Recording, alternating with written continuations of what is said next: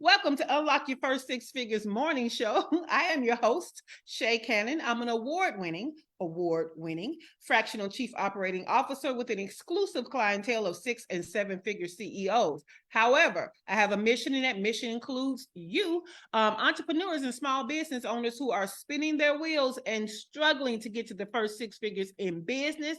I want to show you how to make the money and create time freedom. Let's make the money and create time freedom. My freedom looks like living and working my business from anywhere in the world. I'll spare you the 5-year journey, but just know I'm living my best life and working my best business in Mexico. All right. So Blog Talk has already been released. You know, for this week, we're talking about the VA Advantage, effective use of your virtual assistant. But really, this is kind of about team members too, just any kind of team member, not just virtual assistants. Okay. And so there are 4 phases that I put together for you guys. And yesterday we talked about the first phase, which is preparation. You should be preparing your business to hire. Okay. You should be preparing your business for the new team member that is to join you and support your business. So like I said yesterday, the analogy is I need you to clean up before you start cooking. Okay. Clean up your house before you invite guests in. Clean up your house before you invite guests, okay? Organize, make sure it's ready for you to bring in guests, all right? Well, today we're going to talk about the next phase, which is hiring. So if the analogy for prep was get your house in order, right? The hiring is we're about to go shopping. We're going to go grocery shopping, okay? So that's what our hiring is. That is the next phase, because you don't just pick somebody and say, hey, you're it. Well, let's get started. No. And if that's what you're doing, it's probably why you're having an ineffective use of your team members. Okay. So let's talk about the hiring phase. First up, we're going to recruit. Yes, we're actually going to recruit. We're not going to just wait and hope that, you know, I know Teray knows about this, right? The same way some of y'all date is the same way you get team members. You think God going to knock on the door and bring you somebody good. And that's not how it works, okay? So you got to recruit. You got to recruit. So I want you to actually have a post that you can post about the position, right? Add in about the culture, right? You've seen the post where it says, if you're the type of person that, yes, add that in there, because we want to tell them, you know, what culture we want them to fit in. If you have skill sets in, tell them the skills that you want them to have in the post, okay? And then guess what? Go ahead and tell them how to apply, okay? Where to send the resume, okay? Give them instruction. This is your first opportunity to give them an instruction to see if they can follow instructions. Okay. Now, what I like to use to receive resumes, I like to use a jot form. Right. In the jot form, I ask about 3 questions. You know, what makes you the best person for this position? You know, when can you start? And then I'll ask, and I'll tell them, you know, attach your resume here. Do not reach out on other channels. Right? Do not reach out on other channels. So the people that come and find me on LinkedIn and inbox me, the people that find my email address and inbox me, you're already out. You can't follow directions. Okay, I have a process. You're already going outside of my process. You're making things harder for me, and you ain't even started working here yet. Okay, so yes, go ahead. This is your opportunity to give instruction and let them know those are the only instructions they are to follow. Okay, so recruit. You're going to use things like job boards. You're going to use company websites. You're going to use social media. You're going to use professional networks, agencies. Okay. And guess what? Referrals. Referrals. To me, that's the best, a referral, right? I love when I'm working with another business and there's somebody in their business that's excellent, right? Especially if they're a contractor, I'm going to ask, hey, is your team member accepting clients? Because they're awesome. Right? I don't know about you, but the beginning of my business on my service side, all of my clients came from referral. I show out as a fractional COO. I've never had to post that I'm taking clients. Never. Why? Because my clients refer me, or other people are like, who does that for you? And they're like, my COO handles that. That's actually a phrase that is a running joke between me and my clients, because they always say, I don't know why they won't just hire a COO, because my COO handles that, right? Referrals. So if you come into contact with someone who you know hires contractors, then ask, or they have somebody part-time, no matter what the status is, ask them, hey, would you mind if I see if they're taking on other clients? Okay. So referrals are awesome, but yes, you have to recruit. The second thing you need to do, you have a resume screening process, okay? Because what we're doing is, it's almost like the funnels we love to talk about in business, right? At the top is going to be the most people just applying, okay? Now our job is to reduce it, okay? So the first layer of reducing is going to be, well, the first layer was, do you follow directions? Now, the second layer is going to be resume screening, okay? We're actually going to look at these resumes, y'all. Cut it out with the, okay, whatever. You don't know. Look at the resume. I know you might not be able to count out everybody on the resume, especially since we have resume writers now. However, you'd be surprised how many you can count out, okay?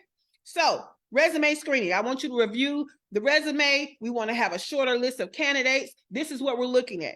We're looking at, do they meet the job requirements? Okay. We're looking at, do they have relevant experience? We're looking at education, if that's a thing for us. Okay. We're looking at the skill sets. Okay. You got to look at this stuff, because sometimes when it gets to the interview, this is where you can trip them up and see, do you really have this skill set or do you not? Okay. So resume screening. The next thing we want to do is a skills assessment. This is the part some of you are missing and why you're getting people who don't work in your business effectively, right? So yesterday, Dr. LaFera, and I think it was Dr. Stacy said, just simple graphics. They don't even use my guidelines and my brand colors, right? Guess what? That could have been an assessment, right? That could have been hey, make a simple graphic that does this. This is my brand board, right? I like visuals like this. That could be an assessment. The people who passed the assessment, guess what? Now we're narrowing it down to fewer people. Your assessment could be one. I know y'all remember back in the day. Let me go ahead and date myself at 52. But you couldn't get an administrative job without having to take a typing test, right? When Microsoft Word and Excel came in, you couldn't get an upper level admin job without taking a Microsoft test. You can test these people before you hire them. Yes, you can, and you should, okay? Now, skills assessment, basically you're taking them through practical tasks and you're testing related job experience, okay? That's what we're testing, okay? So if you don't have to worry about how much they type, don't put no typing tests in them, okay? We want to do assessments that are appropriate for what you want them to do. It is just fine to have them do a quick little project to help them move to the next level, okay? If they don't want to do the project, fine. You ain't the one for us anyway then, okay? Now, the next thing we're going to do is we're going to interview the candidates, interview the candidates, okay? Now, we conduct a structured interview, all right? Because our whole goal is to narrow the list even more, okay? This is the goal, y'all. We're narrowing the list down to the best candidates. So every time we're going through this process, the next part of the process, you should have fewer people.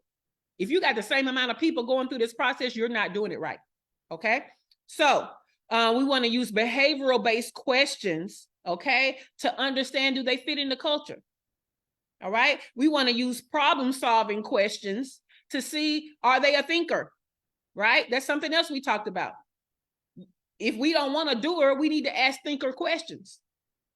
Tell me about a time that you, right? Okay, frequently in this business, we have this problem. How would you handle that, right? All right, ask questions that evaluate whether they believe in your vision and your mission. Again, that's culture. Now, I'm going to tell you something else. I ask questions that are skill-based, and I trip them up every time, right? So I will ask a person that I'm hiring for automation, and they tell me, oh, yes, I specialize in Active Campaign. I work in there all the time. I'm proficient. I'm like, oh, okay, awesome. Can you give me your strategy for how you use tags and lists differently? And they get to looking crazy. Oh, okay. You don't know how to use tags and lists because that's at the core of creating a damn automation in Active Campaign. So if you don't know how to use a tag and a list differently, then you're not as proficient as you're saying that you are. Now, this is the funny part. I don't know how to use tags and lists differently, but I'm also not saying I'm an Active Campaign expert, okay? So If you're an expert at something, you should know how to answer a question about it. Okay, so we're further testing their skill set. I had a lady that came in and she said that she is a project manager through having been a paralegal. Well, see, she didn't know I was a former paralegal, right? For some top Fortune 100 firms. She didn't know I was a former paralegal. So I said, oh, okay, that's interesting. I said, so tell me a bit about what you did. And she's telling me what she did. No, you weren't a paralegal. You were a legal secretary.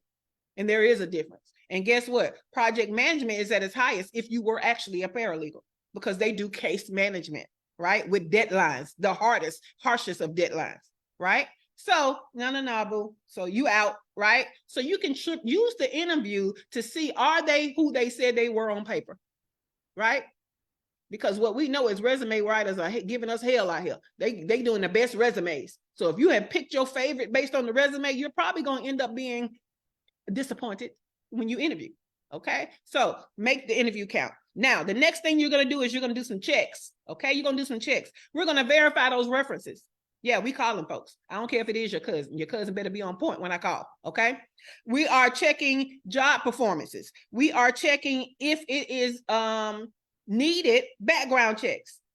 If it is needed, credit checks. There are industries where you have to check credit. Do you work in financial services or do you work in insurance? We got to check that credit, boo. Okay. So the whole point is, can they pass these checks for security reasons, basically? Okay. All right. Final candidate selection. All right. You should have even fewer every point of the process. It should be fewer people. So now we're selecting the candidate that best meets the job requirement and fit into our organization or our culture. Okay. Now, when you make a selection, first of all, when you interview people, tell people when you're going to let them know whether or not they got it. Okay. Be professional enough to let people know that they got it or they didn't get it. Now, what I say is, when I have a whole bunch of people that made it to the interview portion, what I say is, if you made it, you will hear from me by, because I'm not talking to all those people and you didn't make it. But if it's just a few people, I go ahead and tell them, hey, we went with another candidate. Okay. There have also been times when somebody had a great skill set, but they didn't have the best skill set for this position, but I might have another position for them, right? Another position within this organization, or I might have a position for them in another organization that I, work with. For example, yesterday, Teray talked about Sylvia. Shout out to Sylvia, right? Sylvia's so good at what she does. If we need somebody in sales and marketing and program support, yeah, I'm gonna bring Sylvia along if she has capacity, because she's good at that, right? So I'm not gonna, if she got the capacity, I'm not gonna struggle to find somebody else when I can just bring her in and she already knows how it works. She knows what I expect and all the things, right? So keep that in mind. Now, once you select somebody, what you should be giving them is an offer letter. Okay. And in that offer letter, you should be letting them know, exactly what the terms are going to be. It's not the contract, but the terms, right? I would like to hire you for this many hours a week at this rate of pay. I would like for you to start on this day, right? Now, if they're good, this is where the negotiation begins. Okay. And I have had some smart people to negotiate, and guess what? They got what the hell they negotiated for too, because they were good. Okay. So this may be the part where somebody is trying to negotiate with you. Hey, if that's the rate of pay, then how about I only work this many hours, right? For what that would have been overall, so that the hourly rate is higher, because I don't work that low of an hourly rate, may be an example of how they try to negotiate with you. And that's fine, because remember, in our first phase from yesterday was the prep phase. We know what our budget is. Okay. We can now make an informed decision during this negotiation. Is this going to bust my budget? I can make a decision that this is worth it to bust my budget. Like, you know what I'm saying? So in the moment, you have the information that you need because you prepared. All right. So negotiate, and don't be around here mad because somebody trying to negotiate. Because what that tells me is you just mad because you never negotiated your salary and you got stuck with some low pay. Don't be mad because other people know their worth and trying to negotiate. You don't have to say yes, but they also don't have to work with you. Okay. Now, so let's do a recap. We're in the hiring phase today. First, we're going to recruit. Then we're going to, and when we recruit, we're going to get the most people. Then we're going to screen the resume. So we're going to have fewer people. Then we're going to test their skill set. We're going to have fewer people. Then we're going to interview candidates. We're going to end up with fewer people. We're going to do some checks, which means we're going to end up with fewer people. Now, with the fewest of the people than what we started with, we're going to select a final candidate, and then we're going to do an offer letter and be set to negotiate. Okay. This is the hiring phase. Okay. Was there anything in this hiring phase that was surprising to you, ladies? Something that you know that you've been leaving out that may be a game changer for you to have the best use, most effective use of your VA or your team member? Teray. Hey, good morning. No, there wasn't really. I think I have a question. Yes. I'm looking at the list, and whenever you go through and you do your checks and everything, and you make a final candidate selection, yes, is that the point in which you want to tell everybody else, nope, sorry, we're going with somebody else, we're going with this person, and then you give them an offer letter, you do the negotiation, and they turn it down? So no.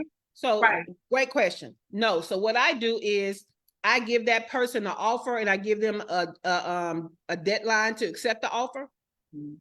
Right. And so if they don't accept it, I go back to my list. Right. Okay. That's but no, but this doesn't I learned after a while to negotiate.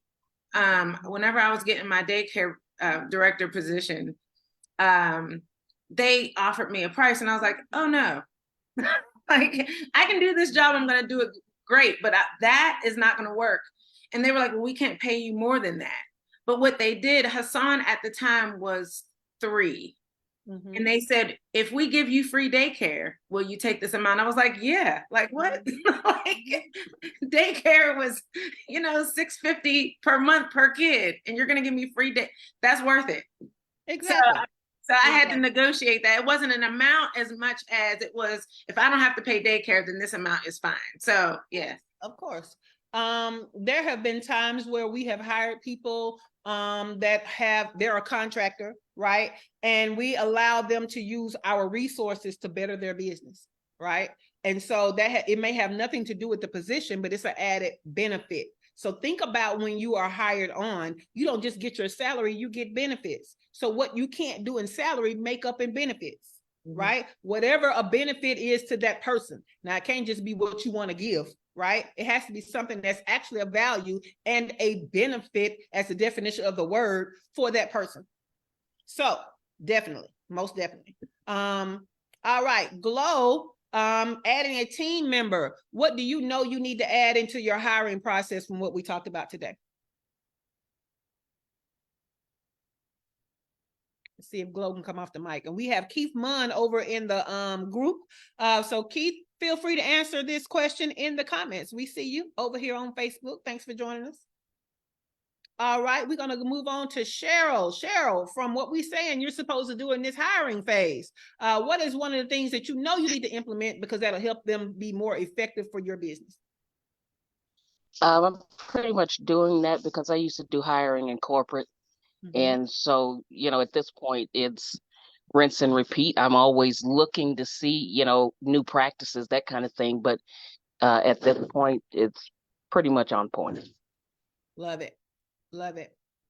Then let me ask you this, because this will be a great question for you, Cheryl. Which of the things within the hiring criteria that I mentioned do you feel like has been the most impactful for you getting someone effective? You hiring someone most effective for doing the checks. I had an incident where people are smooth these days. Mm-hmm. And I was hiring actually for the bookstore that I managed. And the guy came in with all the credentials, smooth talking, just, all the points were ticking. But my gut feeling said something's not right.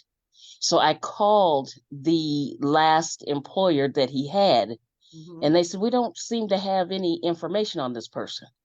Oh. And they said, but, we'll check and we'll do some more, da-da-da-da-da. And so when I mentioned it to him, he had a story. And so I said, well, we'll give it a try. That's where the probationary period works. Yes. I always make sure that I talk to them about the probationary period, because if it's going to show up sooner or later, one way or the other. Mhm. And it was 2 days into his employment. I went ahead and hired him. 2 days into his employment, I get a call from the mall saying the store isn't open. And after he had had his training and all that good stuff, that kind of thing. And he Mhm. was supposed to open the store, and he was going to be there with one of my key people. And he hadn't shown up. And so I had to go in. He never showed up. The next day he popped up with some excuse, the whole 9 yards. So I started calling all the rest of the people. I mean, everybody that he, mentioned he might have been. That boy never worked in a bookstore, never. So when he came to work on, I think it was at the end of the week, I believe it was. He didn't stay with us long. When he walked in, I had his papers ready for him, and he says, "Oh, you can't fire me." I said, "No, you're going to resign. You're going to resign, or you're going to not be working anywhere else." And I can pretty much guarantee you, because you also know that businesses, we can't say anything other than, yes, they worked here from this time to that time, but we can't really give any personal opinions. But your tone of voice will let the other people know whether or not this person is worth their time. So yeah, he moved on. He left Myrtle Beach and moved on. But yeah, those checks. I'm glad that you brought that up, because the crazy thing about that is people complain about having to submit a resume and then having to put the same information on an application, right? Mm-hmm. But if you guys will notice, when you put the information on the application, you have to sign that application. Mm-hmm. And what you're saying is everything is true. They can't Mm-hmm. do that from your resume, right? No. So, what I would do is I would have them to sign the resume. Mm. Mm-hmm. Yeah. So as contractors, I'll have you sign that resume to say that you have those skill sets, so that you are fireable, because you, Mm-hmm. you you didn't tell the truth, right? So I Mm-hmm. don't do applications because I don't want to look at that shit again. But I will have you to sign your resume, and I will ask you, hey, is everything true on your resume? Because we're gonna hold you to it, and you will have to sign your resume. So I would put it in DocuSign and send it back, and they have to Mm-hmm. electronically sign it. So yeah. That's how we used to catch a lot of people in the government when I worked with the military and Mm-hmm. civil service.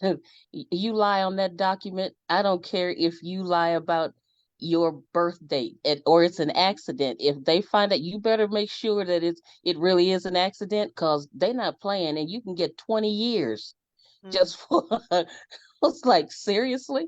So Messing with yeah, the it's government. Yeah, the checks are invaluable.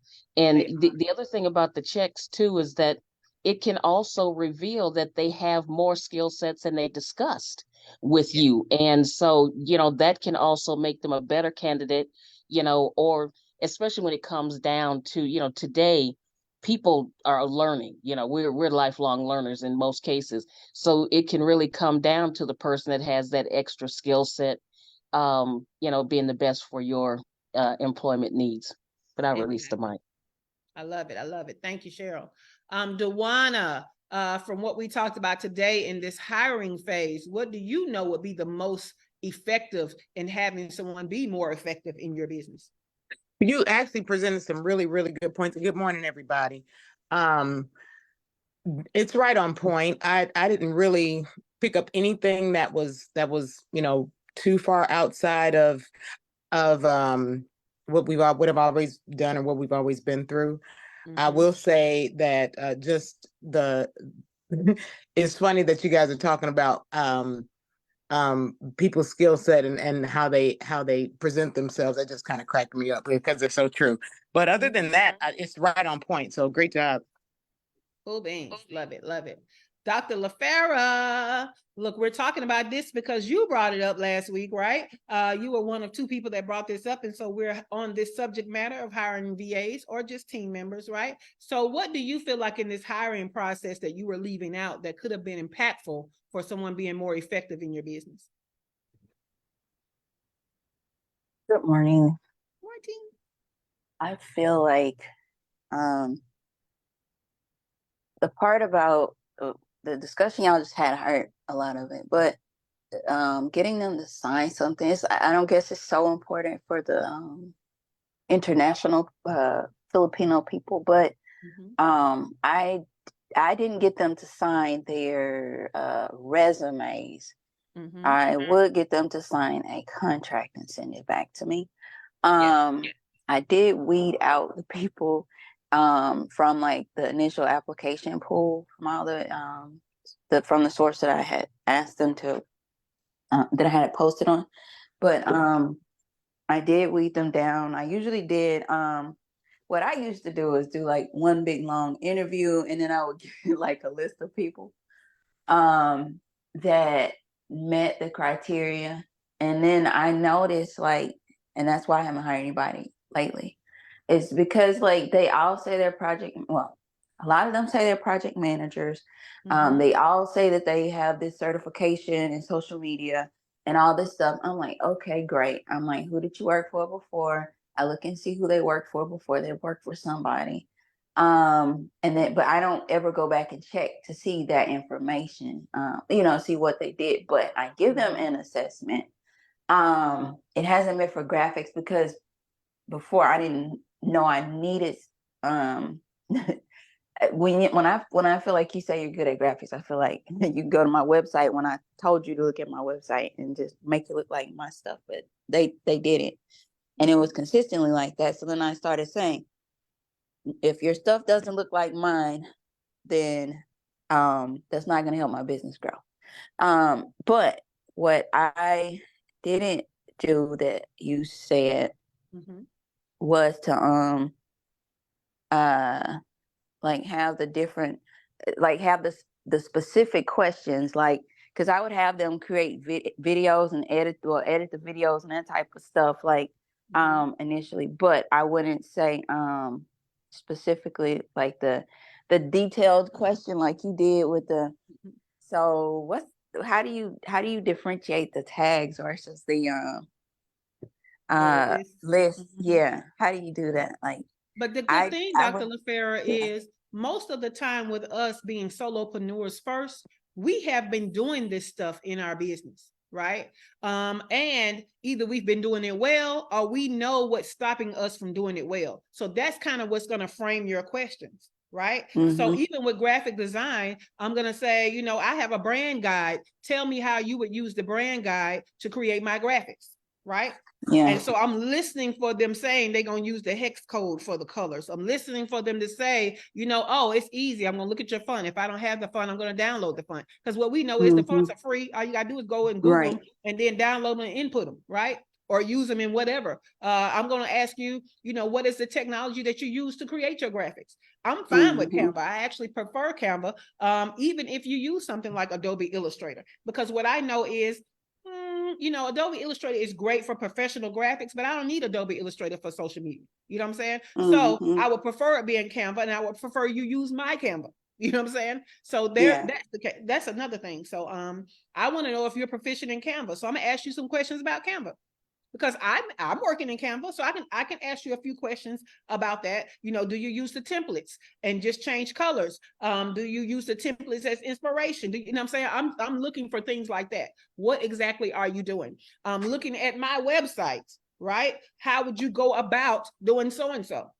So that testing of that skill set doesn't stop with the skill assessments test. I'm gonna ask those questions in the interview on the spot. Because when I pay you, I'm gonna give you an assignment on the spot, right? So right, yeah, most definitely, love it. Shay, this is Cheryl. May I add something else? Yes, please. Those certifications, check them out, because Bobo the Clown certifies people just as much as the Institute of Technology. You see what I'm saying? And all certifications are not equal. They are certainly not equal. And you can print them off your computer just as easily as you can print off your assignment. And I'll leave it at that. That's very true. And most agencies have their own certification programs too. So just know that. So Tracy, what from today's pool of processes do you know will make it a more effective hire if you were to use it? Let's see if Tracy can come off the mic. There she goes. Good morning. All of it. I mean, at this point, I'm a solopreneur and want to grow into having people on my staff. And I think just from coming from corporate and hiring people, I always looked at, the HR, looking at the resumes and sending them over. So by the time they got to me, we were past that process. So I never thought about that. And I've been looking at people to help me part time to do a couple of things, and I'm just going by what they tell me they can do. So I wasn't really holding them accountable to make them put the paper where it needs to be, but just going by what they're telling me what their skill sets are. And I've been burned before with that. So what you've given me is the blueprint to make sure that I work smart instead of hard from the beginning, and Yes. really look at the fact that this is my business and nobody else is held accountable for who I allow to be a part of my business but me. And so it puts me in a space where now I've got the blueprint print to say that's not good enough. You can't just tell me that, but also you've got to hold yourself accountable by signing on this application to say that you're going Yes. to give me what you promised. Because if you don't give it to me, you out. But also, we're gonna have some other issues if you mess my stuff up. But I got Exactly. something to stand on now You with do. using what you've given. So I love it.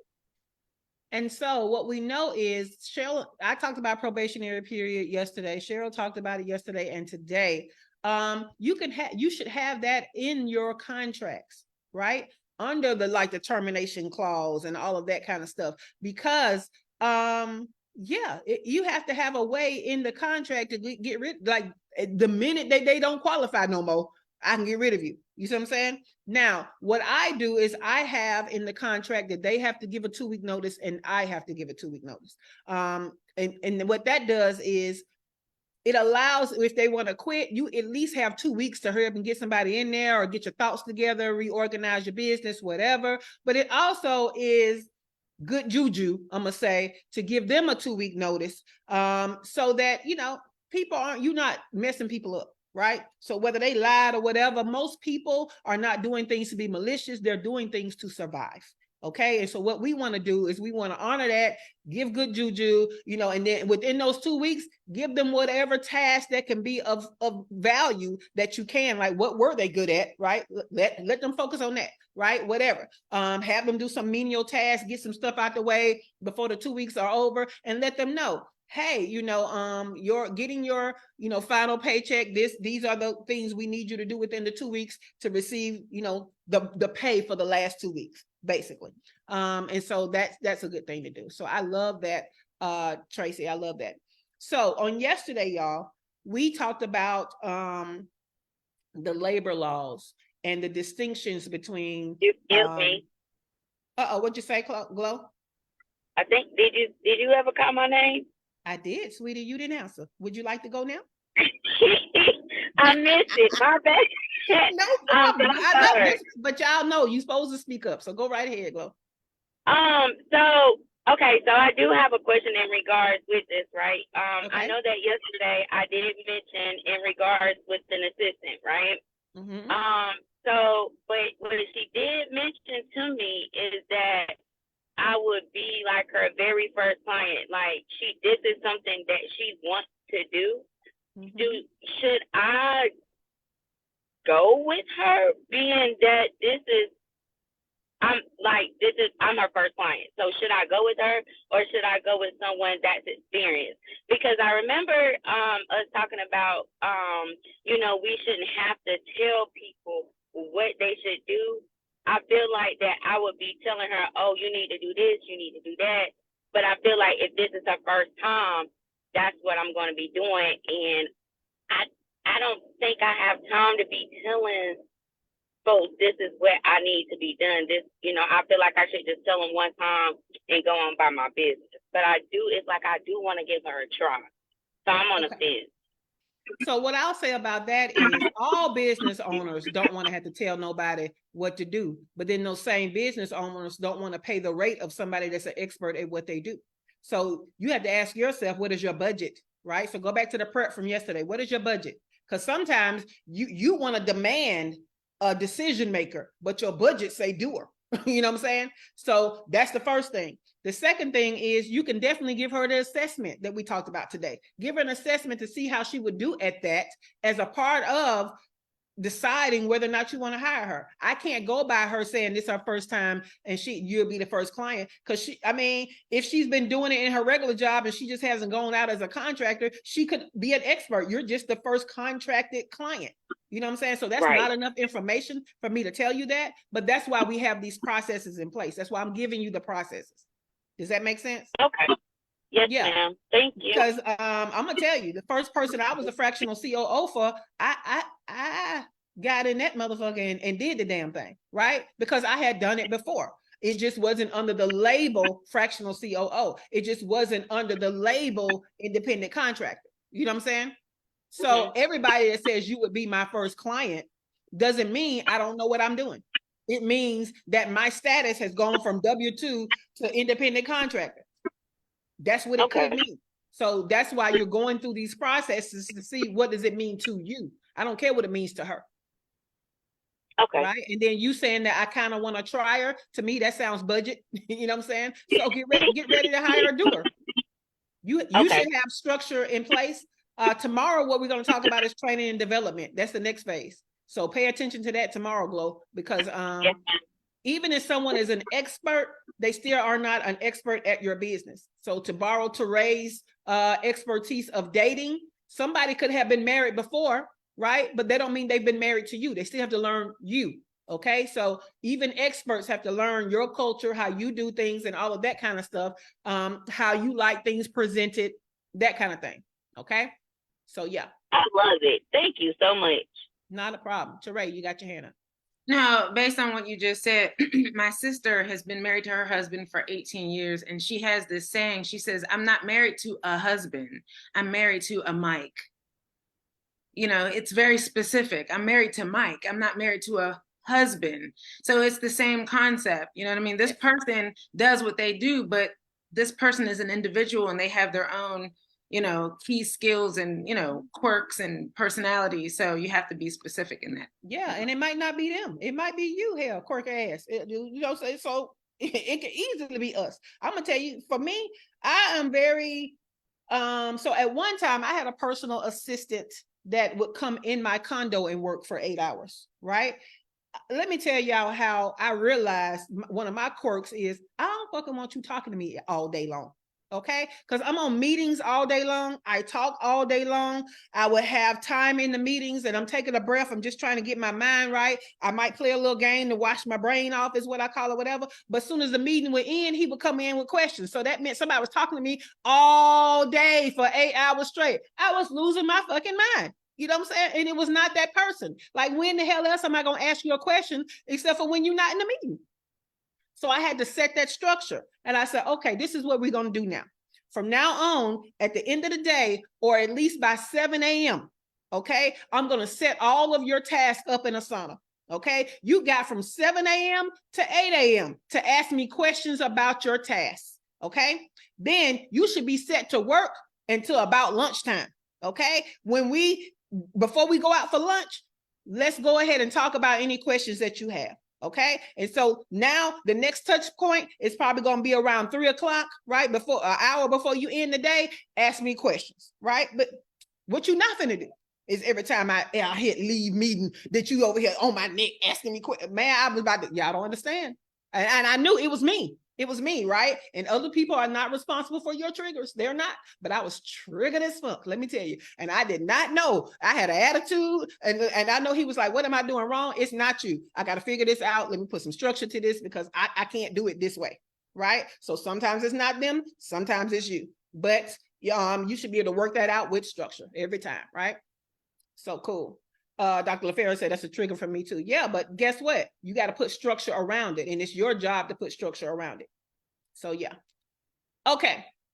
I told you guys that there were about 21 criteria that the government has, and they fit into like 3 categories. Okay. So the first category is called behavioral control, because if you have a whole bunch of behavioral control over a person, they're an employee and not a contractor. Okay, so that looks like instructions. To what extent, okay, are you providing instructions or guidance on how and when work is performed? You see that micromanaging coming in, right?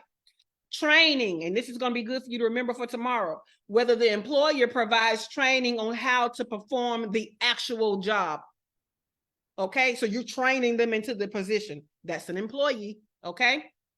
Integration, how closely the worker's services are integrated into the company's operations. Okay, now that's some gray area, because me as a fractional COO, right? I come into their company, I'm very ingrained, right? But guess what? I have an EIN. I sign I give them a W-9, right? I use my own technologies and stuff. They may give me an email address, but I still have my own email address that when it comes time to talk to them as a client, I use my own. So there are things, so that's a gray area, right? Because you can be very ingrained in someone's business because they need you and still be an independent contractor, all right? But you need to look at that. You need some fail safes there. The next category is financial control, okay? So the first thing is investment, whether the worker has made significant investment in tools, equipment, and facilities, right? So I had a client who was hiring somebody as a contractor, but she providing the laptop. What? That person cannot be a contractor and they don't have the equipment of their skill set. No, that's not going. That's an employee. You're gonna get dinged for that. Okay, and when they ding that one, they're gonna ding for everybody, right? So think about it like this. When we say contractor, think about a plumber coming in. Does the plumber ask you to borrow your wrench? You see what I'm saying? Okay, are you telling the plumber all these things that you telling your team member? So think about it like that. Or if somebody coming in doing construction, right? You don't tell them folks what to do. They come in knowing what they need to do. They come in with their equipment and they do it. There may be certain things that you're telling them, what you like, what you desire, how you want it to look. You see what I'm saying? Those are fine. That's not micromanaging. That's getting what you need, getting it how you want it, right? That's them learning how to do their skill set for you in particular. All right, expenses. Who bears the expense related to the work? Okay, sometimes when y'all are letting them use your Zoom or you're paying for their Zoom, you mean to tell me that you use Zoom and you don't have to pay Zoom? You know what I'm saying? So if you're paying for that kind of stuff, that is an employee. Opportunity for profit and loss, whether the worker has the potential for profit and loss based on their business decisions, right? So sometimes you're hiring people, you're worried about getting the most you can get out of them, right? But do they have a kind of, could they lose out? You see what I'm saying? And are they actually keeping up with that? So as a part of that, like, are you even keeping up with their time? Are you paying them more if they go over the time in the contract? Not necessarily time and a half, but more, because your contract is for this amount of time and this amount of money. So if they're doing more work and doing more time and still getting the same amount of money, most likely you have financial control, right? All right. The next category is the type of relationship. Okay. And so within here, they're talking about contractual agreements, the presence of a written contract outlining the worker's status. So that's what that independent contractor agreement comes in. And remember, I gave y'all the example yesterday of coming into a business and this lady had hired an attorney, and all throughout her independent contractor agreement, it said employee, employee, employee. No. Okay. So we need to at least have this contract where we're saying that they're a contractor, where they're agreeing that they are a contractor, they understand they're not an employee, okay? That's the least you can be doing. Benefits, whether the worker receives employee benefits, such as health insurance or retirement plans, okay? This has nothing to do with like the bonus structure. There are plenty of contractors that have bonus structures. So it's not necessarily bonus. It's what are the other benefits looking like? For example, if they were hiring Teray as a director of that daycare and they were offering her free daycare, she wouldn't be a contractor, right? That's considered a benefit, all right? Well, a legal benefit, not just a benefit, right? Permanency. The expectation of the duration of the working relationship. Now, this right here is where I started to change my contracts, right? I started to change my contracts from that very first one that automatically continues on until you terminate it, because that could be deemed as permanency, right? And I changed mine to quarterly contracts, and I would go by our quarterly plan as the scope of work in that contract. Of course, we have the control to change it, but at least we're going quarter by quarter. It looks project-based, okay? Exclusivity, whether the worker can work for other employees or has an exclusive relationship. I'm not saying do they have other clients. I'm saying, is it where they could have other clients, right? Because it might be a time where you may be the only client, but through no fault of your own, right? So do they have time to work for other people? Because what some of y'all are doing and what you expect is a full-time employee. So those people actually don't have time to be contracted by anybody else, right? If you expect them to be on meetings all day, every day, then how do they have time for another client, right? And some of y'all meeting, that should have been an email anyway, right? So, or a project management system. So that's where it comes into play to where, okay, I have a remote worker. I need you to be available for this meeting every week. I need you to be available to answer questions within a business day, but I'm not holding your whole day captive, right? So when you do your work, it don't even have to be during the business day. It could be at night, it could be whatever. Things like that help them have capacity for other clients. What you got, Dr. LaFera? Uh-oh, Dr. LaFera, there you go. Your hand is raised, so there you go. Yeah.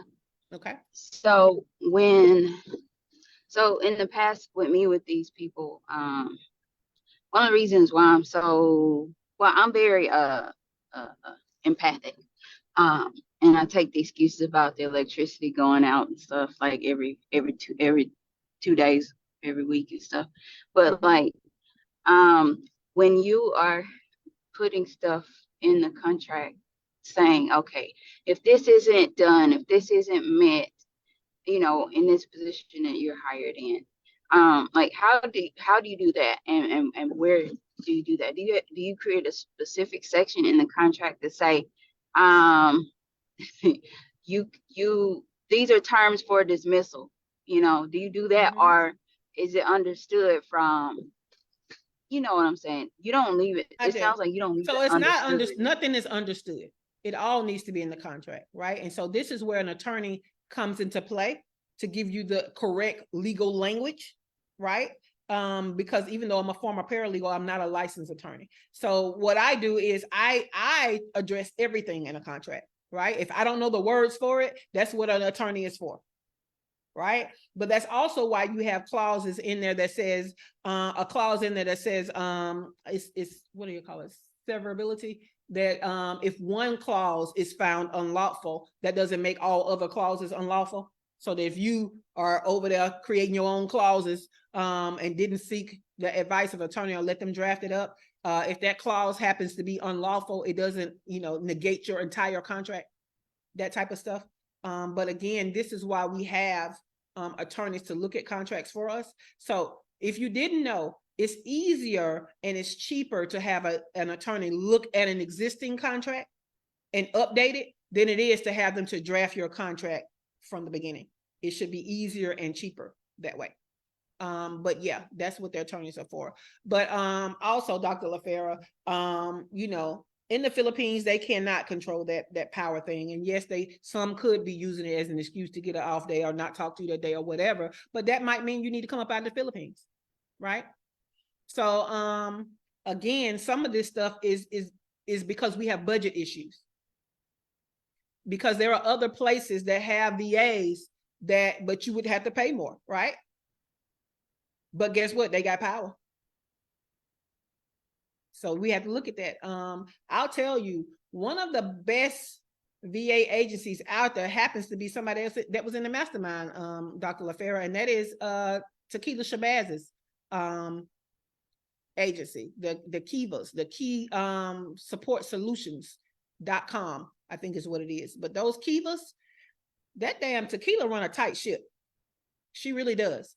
And her business model is not one that I thought it was, right? So her VAs actually are independent contractors that come to her agency to get work, right? So she has a job board for them to, to try to vie for jobs. She has standards that they have to meet.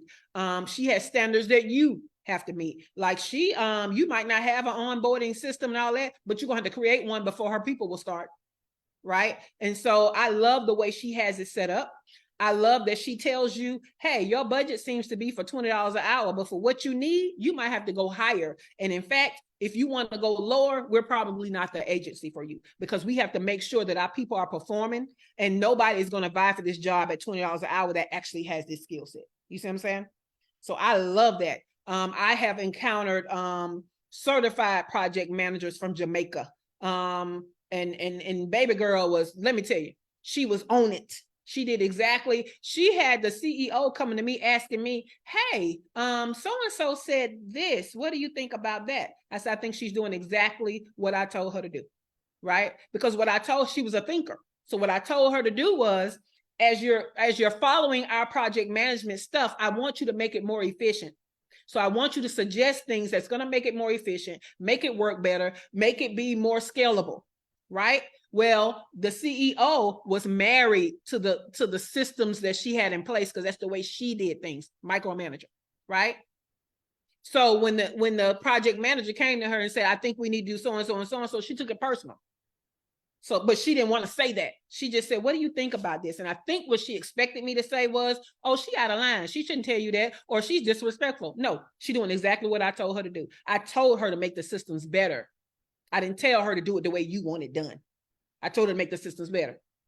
Now, it's not authorized that she just start making it better. That's why she brought it up to you.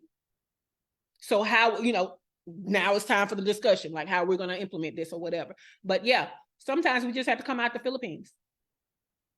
I mean, Mexicans make good VAs. I started to start a VA agency here. I might still do it at some point in time. But I mean, other people make good VAs if you want to stay outside of the US, to stop having to deal with power outages and stuff, because there's nothing they can do with it.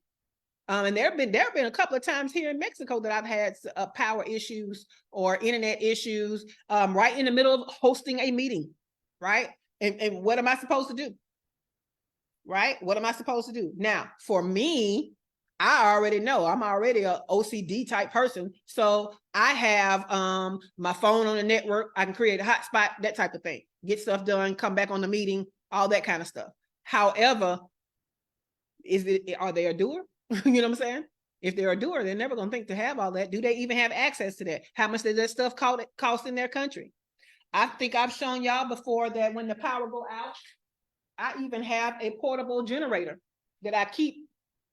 Well, I usually keep it. Let me see where we at right now. I can't see. Okay, it's got 4 of the 5 bars, right? But I usually keep it powered up, right? And guess what? I can charge it by the socket, and let me show y'all this. And I have solar panels. So guess what? If the power is out and it's out for a while, I can still charge my stuff. But that stuff costs money. And again, they're working for $7 an hour because of their economy. So can they even afford these things to put them in place, right? So those are things that we have to talk about. Thank you for putting those links in for Tequila's agency, Saray. Thank you so much. Shawana said over here on Facebook, great conversation this morning. Depending on who the potential client is or could be, I will do my research and provide samples to give them an idea creatively of my work. That's great, Shawana. But I also want you to look at it not from the point of view of being hired as a contractor, but at the point to where you're scaling, because Shawana, your business is doing well. It's going to come time you need to start hiring, right? Or you're going to cap your capacity. So look at this from the other point of view of when you hire. What do you need them to show you? Okay. You already have in place that you're going to let them start with your business to do work on. So some of that you can give them as the test for the skill assessment, right? Give them a short small little project, make this video to be considered for the interview type of thing. All right, guys, anybody else have any questions? This has been good. This has been good. All righty.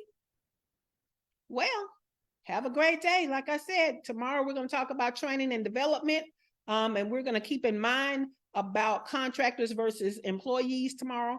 So